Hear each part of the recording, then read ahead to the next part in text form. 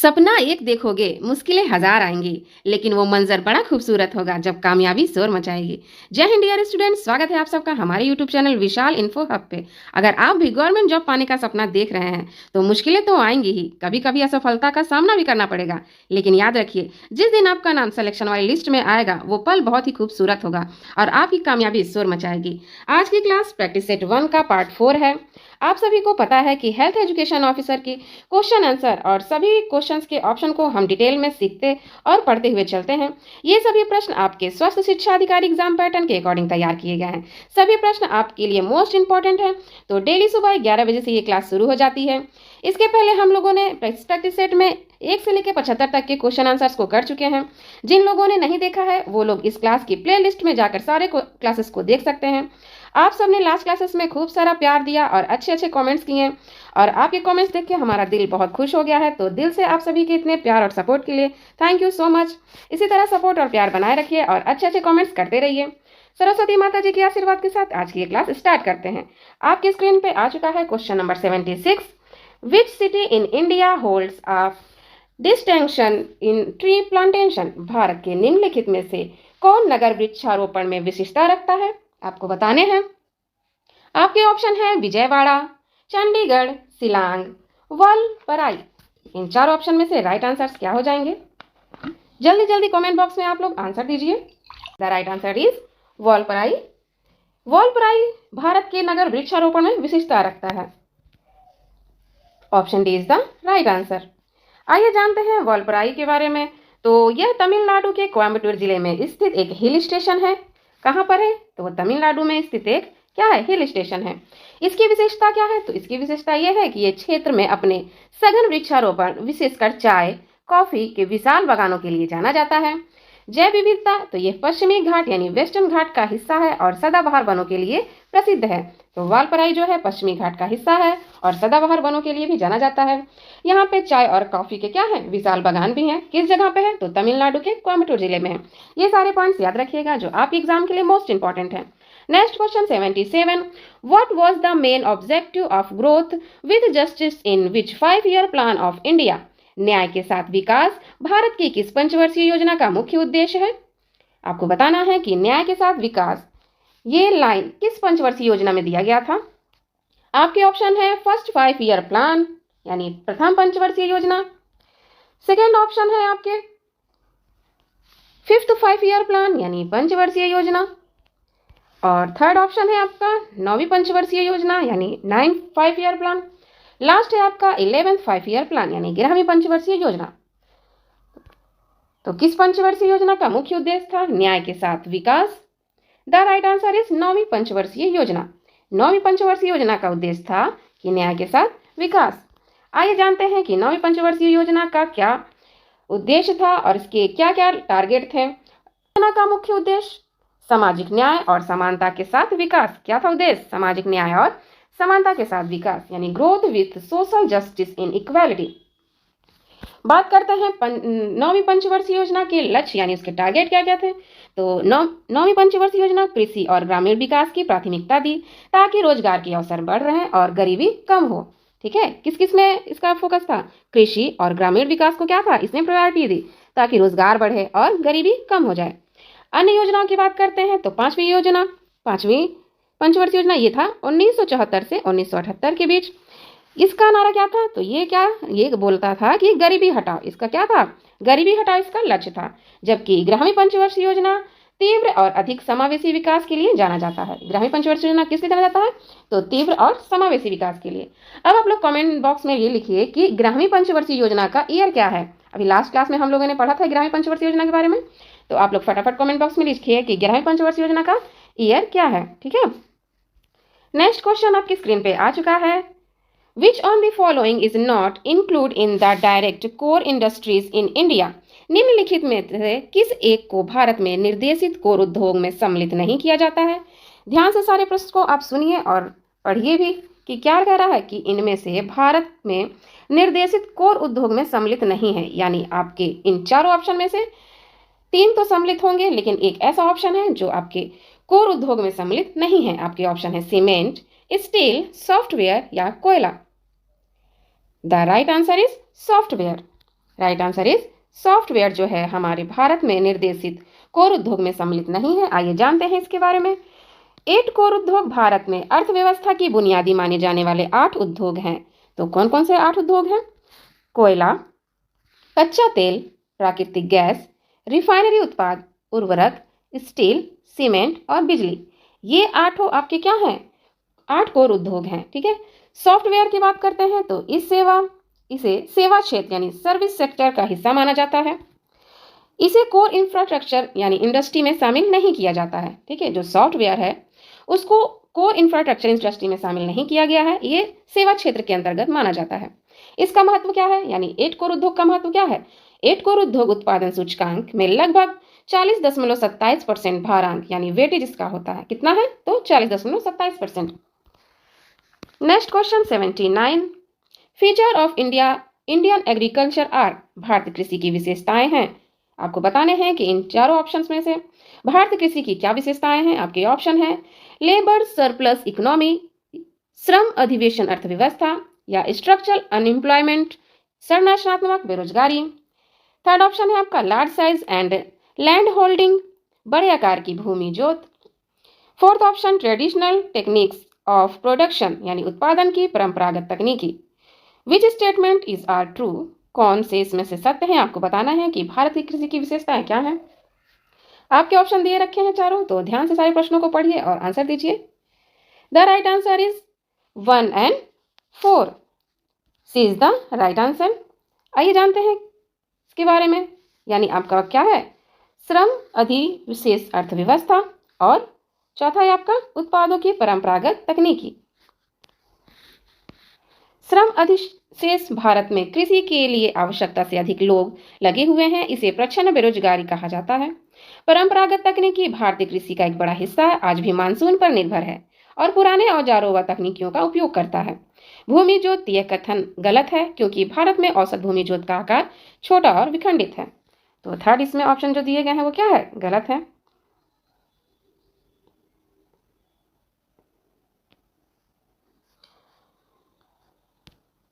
तो पहला इसमें सही हो गया और चौथा सही हो गया, बाकी की ऑप्शन क्या हो गया? गलत हो गया। नेक्स्ट क्वेश्चन आपकी स्क्रीन पे आ चुका है। According to the census 2011, in which of the following state was the infant mortality rate minimum? जनगणना 2011 के अनुसार निम्नलिखित में से किस राज्य में शिशु मृत्यु दर न्यूनतम थी? उस राज्य का नाम बताना है कि जहां पे शिशु मृत्यु दर क्या थी? मिनिमम थी। किस जनगणना के अनुसार? तो 2011 जनगणना के अनुसार। आपके ऑप्शन हैं तमिलनाडु, कर्नाटक, केरल या पंजाब। तो शिशु मृत्यु दर न्यूनतम थी, कौन सा राज्य हो जाएगा 2011 जनगणना के अनुसार? The right answer is Kerala. C is the right answer.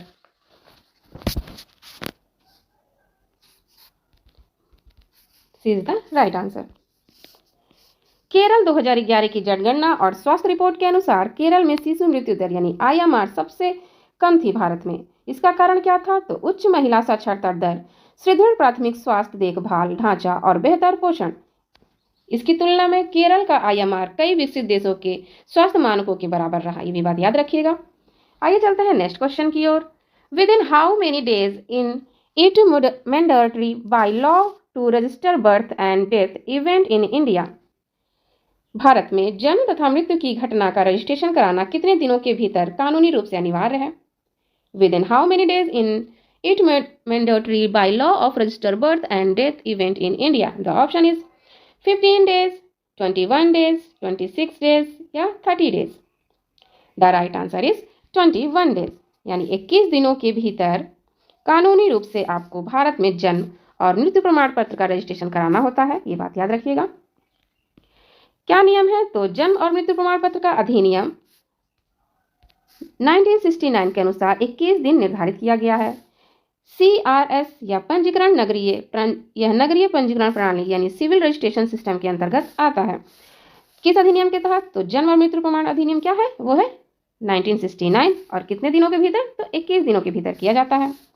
सारे पॉइंट्स याद करते हुए चलिएगा क्योंकि क्वेश्चंस आपके कहीं से भी बन सकते हैं। Next question 82। Which of the following is not kharif crop. आपको बताना है कि इसमें से कौन सा एक खरीफ की फसल नहीं है। Which of the following is not a kharif crop? The option is soybean, मसूर, कपास या अरहर। खरीफ की फसल में कौन सा आता है, आपको इन 4 ऑप्शन में से बताने हैं। द राइट आंसर इज मसूर। मसूर क्या है, ये खरीफ फसल में नहीं आता है। बाकी आपका सोयाबीन हो गया, कपास हो गया, अरहर हो गया, ये तीनों खरीफ फसल में आते हैं। ठीक है। मसूर यह एक रबी की फसल है जो अक्टूबर नवंबर में बोई जाती है। कब बोई जाती है, तो अक्टूबर नवंबर में बोई जाती है, और ये रबी की फसल है, खरीफ की फसल नहीं है। खरीफ की फसल में क्या क्या था, तो अभी आपने देखा ऑप्शन में सोयाबीन, कपास और अरहर। ये कब बोया जाता है, तो जून जुलाई के मानसून में बोया जाता है, और ये खरीफ की श्रेणी में आता है। तो ये सारे पॉइंट्स याद रखिएगा, फसलों से आपके क्वेश्चन जरूर बनते हैं। Next question 83, national development council NDC is mainly associated with. राष्ट्रीय विकास परिषद मुख्यतः संबंध है, आपको बताना है कि राष्ट्रीय विकास का मुख्यतः किससे संबंध है। आपके ऑप्शन है इम्प्लीमेंटिंग प्लान यानी योजनाओं को लागू करने में, अप्रूविंग 5 ईयर प्लान यानी पंचवर्षीय योजनाओं के अनुमोदन करने में, स्टेट डेवलपमेंट प्लान यानी राज्यों की विकास योजनाओं के मूल्यांकन में, लास्ट ऑप्शन है आपका कम्युनिटी डेवलपमेंट यानी सामुदायिक विकास कार्यक्रम में। तो राष्ट्रीय विकास परिषद का संबंध किससे है, the option is B is the right. पंचवर्षीय योजना में अनुमोदन यानी अप्रूविंग 5 ईयर प्लान में ही इसका क्या संबंध है, राष्ट्रीय विकास परिषद का। ठीक है। इसका गठन कब किया गया था, आपको बताना है कि राष्ट्रीय विकास परिषद का गठन कब हुआ था। तो 6 अगस्त 1952 को राष्ट्रीय विकास परिषद का गठन किया गया था। डेट्स बहुत इंपॉर्टेंट होते हैं, तो इन्हें आप नोट डाउन कर लीजिएगा। इसकी भूमिका क्या है, यह योजना आयोग यानी नीति आयोग द्वारा तैयार की गई पंचवर्षीय योजनाओं का अंतिम मुहर लगाता है और राज्य और केंद्र के बीच समन्वय स्थापित करता है। Next question 84, the optional clauses defining the compulsory jurisdiction of the International Court of Justice originate from which article। अंतर्राष्ट्रीय न्यायालय के अनिवार्य क्षेत्राधिकार का वैकल्पिक उपबंध किस अनुच्छेद से संबंधित है। आपको बताना है कि अंतर्राष्ट्रीय न्यायालय में अनिवार्य क्षेत्राधिकार का वैकल्पिक उपबंध कौन से आर्टिकल्स में है। आपके ऑप्शन है article 34, article 35, article 36, article 40। The right answer is article 36। Article 36 में अंतर्राष्ट्रीय न्यायालय के अनिवार्य क्षेत्राधिकार का वैकल्पिक उपबंध है से संबंधित है, ये भी आप याद रखिएगा। तो अनुच्छेद 36 ये ICJ की संविधि का हिस्सा है जो राज्य और न्यायालय के क्षेत्राधिकार को स्वीकार करने और वैकल्पिक अधिकार देता है। ICJ मुख्यालय कहाँ पे है, तो नीदरलैंड में है। किस जगह पे है, तो ये है नीदरलैंड में। कहाँ पे नीदरलैंड के, तो हैग में स्थित है। ठीक है। Question number 85, a petition issued by judiciary telling the executive to perform its duties is called। न्यायपालिका द्वारा कार्यपालिका को अपना कर्तव्य निभाने के लिए जारी की गई रिट कहलाती है। A petition issued by the judiciary telling the executive to perform its duties is called। The option is habeas corpus, mandamus, prohibition या क्यू वारंटो। तो न्यायपालिका द्वारा कार्यपालिका के अपने कर्तव्य को जो निभाता है उस रीट को क्या कहा जाता है, आपको बताना है। The right answer is madam सम। ठीक है, मैडम सम क्या कहा जाता है, तो मैडम सम कहा जाता है। मैडम सम यह इसका शाब्दिक अर्थ होता है हम आदेश देते हैं। क्या होता है, हम आदेश देते हैं। इसका उद्देश्य क्या है, ये सार्वजनिक अधिकारों या संस्थाओं को उनकी कानूनी कर्तव्यों का पालन करने के लिए मजबूर करने हेतु जारी की जाती है। नेक्स्ट क्वेश्चन आपकी स्क्रीन पे आ चुका है। तो ये नीचे दिए गए वक्तव्य दिए गए हैं जिनमें आपके एक ए में कथन है और दूसरा कारण आर है। आपको बताना है इसमें से कि कौन सा कथन आपका सही है। ठीक है, select the correct answer from the code given below. आपके यहाँ पे ऑप्शंस दिए गए हैं, आप ध्यान से देखिए सारे। कथन दिया गया है कि भारतीय वन सेवा का अस्तित्व 1963 में राज्यसभा की संस्तुति का परिणाम है, जबकि इसका कारण आर में दिया गया है कि राज्यसभा अपनी उपस्थिति एवं मत देने वाले सदस्यों के 2/3 बहुमत में एक या एक से अधिक अखिल भारतीय सेवाओं को निर्मित कर सकती है। आपके ऑप्शंस यहाँ दे रखे हैं। तो क्वेश्चन नंबर 86 का राइट आंसर हो जाएगा ऑप्शन ए तथा आर दोनों सही हैं और ये सही व्याख्या करता है। ठीक है,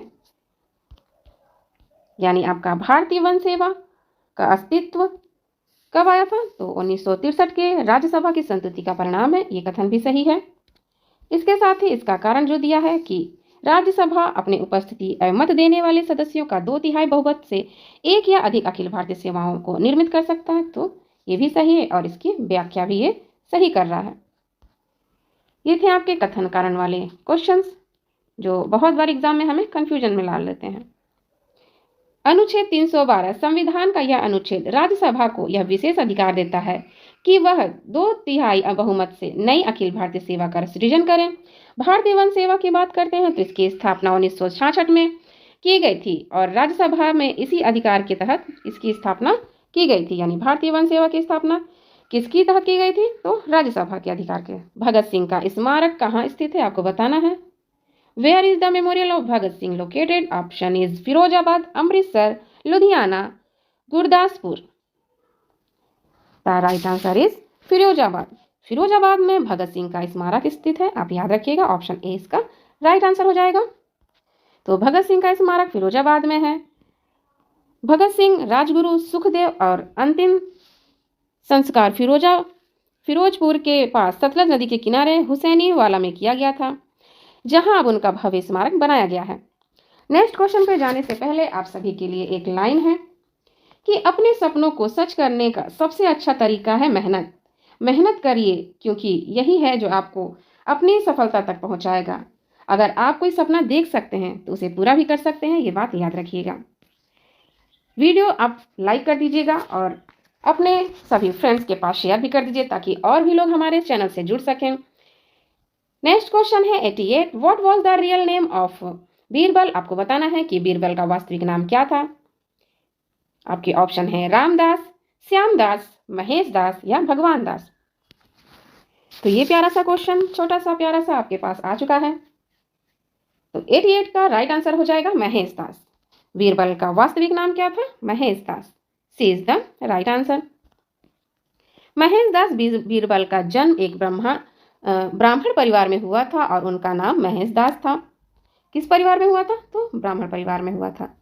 दीन इलाही बीरबल एकमात्र हिंदू थे जिन्होंने अकबर द्वारा शुरू किए गए दीन इलाही धर्म को स्वीकार किया था। Next question 89।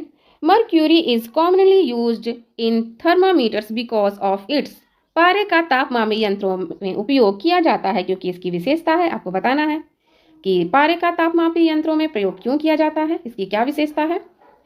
हाई डेंसिटी यानी उच्च घनत्व, हाई लिक्विडिटी यानी उच्च द्रव्यता, हाई कंडक्टिंग पावर यानी उच्च संचलन शक्ति या हाई स्पेसिफिक हीट यानी उच्च विशिष्ट ऊष्मा। आपको बताना है कि पारे का तापमापी यंत्रों में उपयोग किया जाता है। तो क्यों किया जाता है? The right answer is C, उच्च संचालन शक्ति। ठीक है, उच्च संचालन शक्ति। C is the right answer. ऊष्मा का सुचालक पारा ऊष्मा का बहुत अच्छा सुचालक है जिसमें यह तापमान में होने वाले बहुत सूक्ष्म बदलाव को तेजी से दर्शाता है। यानी जो ऊष्मा का सुचालक है ये पारा ऊष्मा का एक अच्छा सुचालक है, भी याद रखिएगा। ठीक है, जो ऊष्मा सुचालक क्या है? पारा ऊष्मा का अच्छा सुचालक है और जिसमें तापमान होने वाले बहुत से सूक्ष्म बदलाव तेजी से दर्शाते हैं। यानी जो भी उसमें चेंजमेंट होता है वो बहुत तेजी से दिखने लगते हैं। अन्य गुणों की बात करें तो यह कांच की दीवार में चिपकता है और ऊंचे तापमान तक द्रव अवस्था में रहता है। कांच की दीवार में चिपक जाता है ये और ऊंचे तापमान तक द्रव में अवस्थित रहता है। नेक्स्ट क्वेश्चन आपकी स्क्रीन पे आ चुका है। The largest gland of human body? मानव शरीर की सबसे बड़ी ग्रंथि है। आपके ऑप्शन है थाइमस, यकृत, थायराइड या पैंक्रियाज।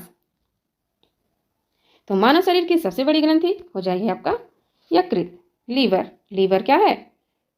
लीवर जो है हमारी बॉडी का क्या है? सबसे बड़ी ग्रंथि है। लीवर यानी यकृत या मानव शरीर की सबसे बड़ी और सबसे भारी ग्रंथि, इसका वजन लगभग 1.5 किलो का होता है। ये क्या कार्य करता है? यानी जो हमारा लीवर है ये पित्त यानी बिल को स्राव करता है और शरीर में मेटाबॉलिज्म का विषाहरण में मुख्य भूमिका निभाता है। ये सारी बातें याद रखिएगा। Next question 91। The most active volcano in the world? संसार का सर्वाधिक सक्रिय ज्वालामुखी आपको बताना है। आपके ऑप्शन है कोटोपैक्सी, फ्यूजियामा, कियालू, वेसुवियस। तो संसार का सर्वाधिक सक्रिय ज्वालामुखी, the right answer is Kilauea.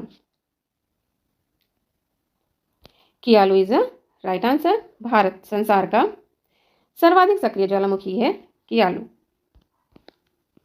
कियालू यह हवाई द्वीप यूएसए में स्थित है और दुनिया का सबसे निरंतर फटने वाला ज्वालामुखियों में से एक है। Next question 92, Ramsar convention is associated with, Ramsar सम्मेलन संबंधित है। ऑप्शन है आपके क्लाइमेट चेंज यानी जलवायु परिवर्तन से, कीटनाशक प्रदूषण यानी पेस्टिसाइड पोल्यूशन, या ओजोन परत क्षरण यानी ozone layer depletion, wetland conversation यानी आर्द्रभूमि संरक्षण। तो इन चारों में से राइट आंसर क्या हो जाएगा? रामसर सम्मेलन संबंधित है। द राइट आंसर इज आर्द्रभूमि संरक्षण। आर्द्रभूमि संरक्षण से हमारा रामसर साइट संबंधित है। रामसर साइट की बात करते हैं तो ये ईरान 2 फरवरी 1971 के रामसर शहर में आर्द्रभूमि के संरक्षण के लिए इस संधि पर हस्ताक्षर हुआ था। कब हुआ था? तो 2 फरवरी 1971। ठीक है। विश्व आर्द्रभूमि दिवस किस दिन मनाया जाता है? तो 2 फरवरी को विश्व आर्द्रभूमि दिवस मनाया जाता है। अब आप लोग कमेंट बॉक्स में लिखिए कि इन्वायरमेंटल डे कब मनाया जाता है, यानी पर्यावरण दिवस आपका कब मनाया जाता है। फटाफट कमेंट बॉक्स में लिखिए कि पर्यावरण दिवस कब मनाया जाता है। नेक्स्ट क्वेश्चंस आपकी स्क्रीन पे 93, बहुत ही सुंदर सा क्वेश्चंस आ चुका है।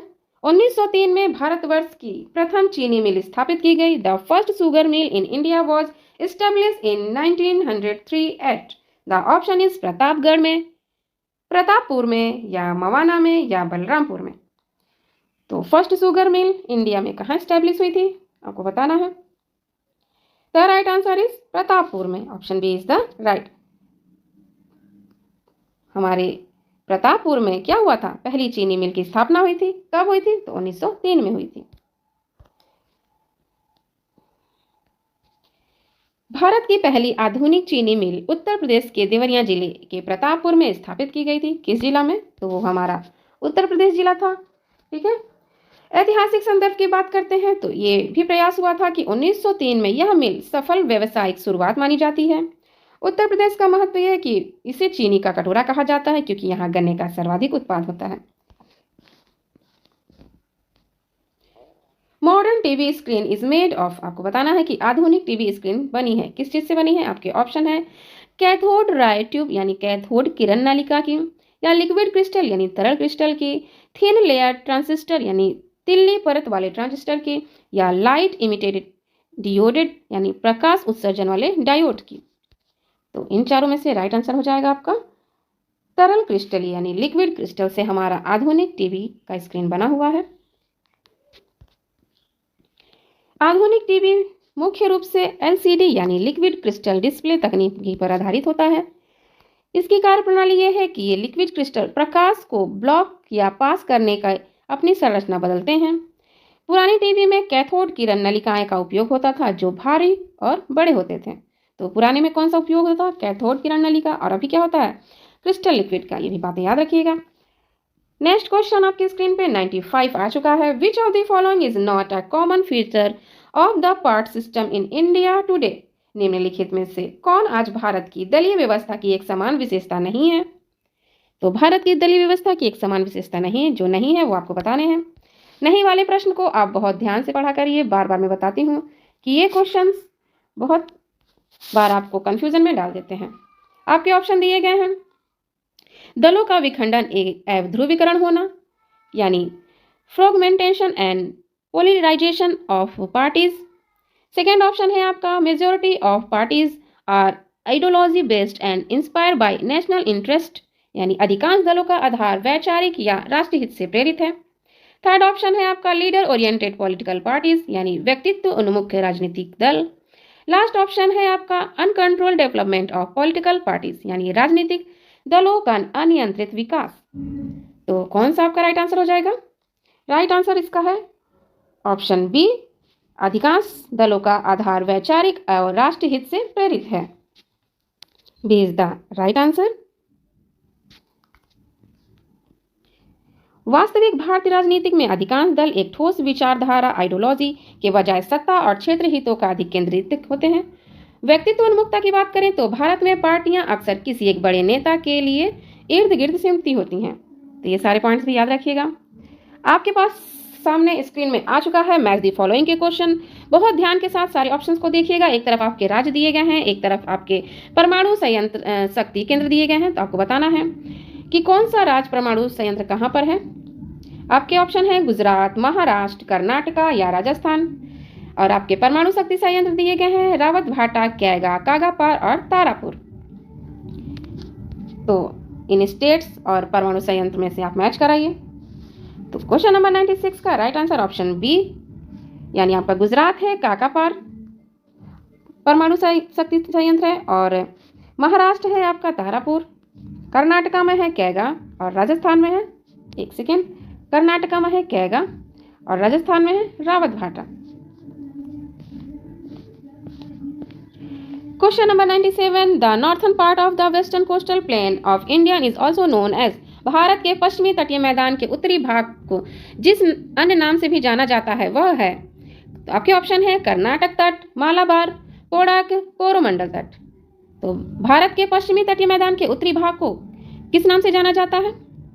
द राइट आंसर इज कोडक, कोकड़, ठीक है, C is the right answer. भारत के पश्चिमी उत्तरी मैदान के भागों को कोकड़ नाम से जाना जाता है। कोकड़ तट ये दमन से गोवा तक फैला हुआ पश्चिमी तट का उत्तरी हिस्सा है। मालाबार तट यह केवल केरल और दक्षिणी हिस्सा है। कोरोमंडल तट ये भारत के पूर्वी तमिलनाडु का हिस्सा है। Question number 98, the land that was kept reserved for land revenue assessment was called. भू राजस्व आवंटन के लिए जो भूमि आरक्षित रखी जाती है उसे क्या कहा जाता है? आपके ऑप्शन है महाले जागीर, महाले खलासा, महाले पैबाकी, उपयुक्त में से कोई नहीं। तो भू राजस्व आवंटन के लिए जो भूमि आरक्षित रखी जाती है उसे कहा जाता है महाले पैबाकी, सी इज द राइट आंसर। क्या कहा जाता है? तो महाले पैबाकी। पैबाकी मुगल काल में वह भूमि जो राहगीर के रूप में दिए जाने वाले प्रतीक्षा से आरक्षित रखी जाती थी उसे महाले पैबाकी कहा जाता था। तो कब रखी जाती थी? मुगल काल में, ये बात याद रखिएगा। खालसा भूमि की बात कर रहे हैं तो वह भूमि जो सीधे बादशाह के नियंत्रण में होती थी, जिसका राजस्व शाही खजाने में जाता था। Next question 99, what is the meaning of culture lag. सांस्कृतिक विवंडन का अर्थ आपको बताना है। आपके ऑप्शन है when material culture lags behind non material culture, यानी जब भौतिक संस्कृति अभौतिक संस्कृति के पीछे छूट जाती है। बी ऑप्शन है आपके when non material culture lags behind material culture, जब अभौतिक संस्कृति भौतिक संस्कृति के पीछे छूट जाती है। सी ऑप्शन है when both meet and the same point, यानी जब दोनों एक ही बिंदु पर मिलती हैं। और लास्ट ऑप्शन है आपका नन ऑफ द अबव, उपरोक्त में से कोई नहीं। तो संस्कृति विडंबना का अर्थ क्या है? 99 का राइट आंसर हो जाएगा option B, when non material culture lags behind material culture, यानी जब अभौतिक संस्कृति भौतिक संस्कृति के पीछे छूटती है। ठीक है, याद रखिएगा कि अभौतिक संस्कृति भौतिक संस्कृति के पीछे जब छूटती है तो संस्कृति विडंबना अर्थ बनाता है। ठीक है, यह सिद्धांत विलियम अर्बन ने दिया था। किसने दिया था? तो विलियम अर्बन ने दिया था कि जब अभौतिक संस्कृति भौतिक संस्कृति में पीछे छूट जाती है तो ये संस्कृति विडंबना बनाता है। ये किसने बताया था? तो विलियम अर्बन ने दिया था। जब तकनीकी विकास बहुत तेजी से होता है लेकिन हमारे विचार, रीति रिवाज और परंपरा उतनी तेजी से नहीं बदल पाती तो उसे संस्कृति विडंबना कहते हैं। उदाहरण, मोबाइल फोन भौतिक है, यानी इसका आ जाना, लेकिन इसके सही उपयोग की समझ अभौतिक विकसित ना होना। नेक्स्ट क्वेश्चन नंबर 100 आपकी स्क्रीन पे आ चुका है। आज के प्रैक्टिस सेट का लास्ट क्वेश्चन है। जल्दी कमेंट बॉक्स में आप लोग आंसर टाइप करिए और इस क्लास को लाइक करिए, अपने फ्रेंड्स में, अपने फैमिली ग्रुप में इसे शेयर करिए। आप सबका प्यार और सपोर्ट पाके हमको भी और मोटिवेशन मिलता है, ताकि हम आपके सारे कमेंट से हमें मोटिवेशन मिलता है और हमारे दिल को बहुत खुशी मिलती है, हमें जोश मिलता है कि हम आपके लिए और अच्छे क्वेश्चंस लेकर आएँ, अच्छे सीरीज लेकर आएँ, जिससे आपको एग्जाम में हेल्थ एजुकेशन ऑफिसर बनने की सफलता आपको सुनिश्चित कर सके। तो question number 100, if salt is sprinkle on a cucumber after cutting, water comes out due to. खीरे को काटकर यदि नमक डाला जाता है तो निम्नलिखित में से किसके कारण पानी निकलता है? आपको बताना है। आपके ऑप्शन है एक्टिव ट्रांसपोर्ट यानी सक्रिय परिवहन, पैसिव ट्रांसपोर्ट यानी निष्क्रिय परिवहन, ओस्मोसिस यानी प्रसारण, और आपके लास्ट है डिफेंशन यानी प्रसार। तो खीरे को काटने के बाद जब नमक डाल दिया जाता है तो उसमें से पानी निकलता है। क्यों निकलता है आपको बताना है। राइट आंसर इज प्रसारण, सी इज द राइट आंसर। सी क्या है? सी हमारा राइट आंसर हो जाएगा। आइए इससे कुछ पॉइंट समझ लेते हैं जो आपके एग्जाम के लिए बहुत ज़्यादा इंपॉर्टेंट है। प्रसारण वह प्रक्रिया जिसमें विलायक यानी पानी कम सांद्रता वाले क्षेत्र से उच्च सांद्रता वाले क्षेत्र की ओर एक अर्ध परागम्य झिल्ली के माध्यम से जाता है। इसका कारण क्या है? जब हम खीरे में नमक डालते हैं तो खीरे के बाहर नमक की सांद्रता बढ़ जाती है, जिससे खीरे की कोशिकाओं के अंदर का पानी बाहर आ जाता है। तो ये थे मोस्ट इंपॉर्टेंट क्वेश्चंस जो आपके एग्जाम के लिए बहुत ज़्यादा इंपॉर्टेंट है। आगे के सारे क्वेश्चंस हम नेक्स्ट क्लास में करेंगे जो आपके हेल्थ एजुकेशन से रिलेटेड होंगे। अब तक के हमने सारे प्रैक्टिस सेट 1 के 4 सेट हम लोगों ने कर लिए हैं, जिसमें हम लोगों ने यूपीजी के सीखा है और जीके जीएस सीखा है। अब हम नेक्स्ट क्लास में हम हेल्थ एजुकेशन के क्वेश्चंस को करेंगे। तो जिन्होंने पहली बार आज की ये क्लास ली है उन लोग से रिक्वेस्ट है कि चैनल को सब्सक्राइब करिए, क्योंकि हमारे यूट्यूब चैनल पे आपको फ्री में UP PSC health education officers exam को देखते हुए सारे अच्छे क्लासेस आपके लिए फ्री में लाया गया है। ये सारे क्लासेस करके आपके एग्जाम में बहुत ज़्यादा फायदा होने वाला है। आप इन प्रैक्टिस करके ये सारे क्वेश्चंस को जब आप प्रैक्टिस करेंगे तो आपके एग्जाम के जब टाइम आ जाएगा तो आप इतने ज़्यादा कॉन्फिडेंट हो जाएंगे कि सारे क्वेश्चंस अपने आप सही होने लगेंगे। तो आप सबके सपनों को सच करने के लिए हम लोगों ने इतनी अच्छी मेहनत कर रहे हैं ताकि आप भी हेल्थ एजुकेशन ऑफिसर बने। इसीलिए आप लोग कमेंट में जल्दी जल्दी लिख दीजिए सफलता, यानी आप सफल हो चुके हैं। ये बात अभी से आप एक्सेप्ट कर लीजिए, क्योंकि आप अपने जो भी रिसोर्स से पढ़ रहे हैं, जिस भी टीचर से पढ़ रहे हैं, उसमें पूरे फोकस और ट्रस्ट के साथ पढ़ाई करिए। मुझे पूरा विश्वास है कि आज ने आपने जो भी सीखा है वो आपको अच्छे से समझ आया होगा। आपसे बस एक ही रिक्वेस्ट है कि आप डेली इन सारे क्लासेस को रिवीजन करते रहिए, क्योंकि जितनी ज़्यादा आप रिवीजन करेंगे उतने ही ज़्यादा तेजी से आप अपने लक्ष्य की ओर आगे बढ़ेंगे। तो मेरी पूरी तरीके से ये विश है कि आप जल्दी से स्वास्थ्य शिक्षा अधिकारी बनिए और अपने सफलता को सुनिश्चित करिए। मिलते हैं नेक्स्ट क्लास में। तो नेक्स्ट क्लास के लिए आप जल्दी तैयार रहिएगा। कल सुबह फिर हम आने वाले हैं स्वस्थ शिक्षा के लिए उससे रिलेटेड प्रश्नों को लेकर, जो कि आप बहुत ज़्यादा उस प्रश्नों को लेकर एक्साइटेड रहते हैं। आपके कमेंट बॉक्स में हमने देखा है कि सब बार लोग आप लोग पूछ रहे हैं कि मैम क्या सारे सिलेबस के अकॉर्डिंग हम लोग कवर करेंगे। तो हाँ जी, सारे प्रश्न आपको यहाँ पे कराया जाएगा। एक भी प्रश्न, एक भी टॉपिक, एक भी विषय आपका नहीं छूटने वाला है। हर एक प्रश्न, हर एक टॉपिक आपको सब कुछ विशाल इन्फो हब चैनल पे आपको फ्री में प्रोवाइड कराया जा रहा है। तो जल्दी से आप लोग चैनल को सब्सक्राइब करिएगा, लाइक करिएगा और शेयर करिएगा।